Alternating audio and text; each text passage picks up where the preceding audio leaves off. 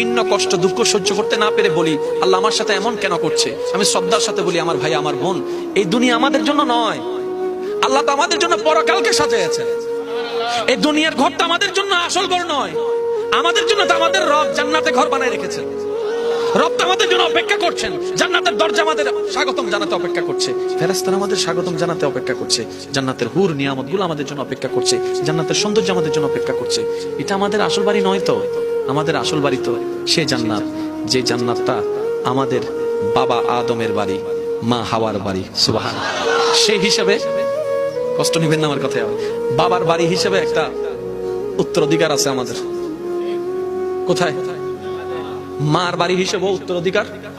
সেজন্য জান্নাতে যারা যায় তারাই ওয়াফাদার, কারণ যারা ওইখান থেকে এসেছেন আল্লাহর নির্দেশে, ওনাদের সন্তান হয়ে ওনারা আবার সেই জায়গাটা দখল করে নিয়েছেন আল্লাহর নিয়ামতে। সুবহানাল্লাহ। তাহলে আমাদের জন্য দুনিয়া আসল জায়গা নয়, আসল জায়গা কোথায়?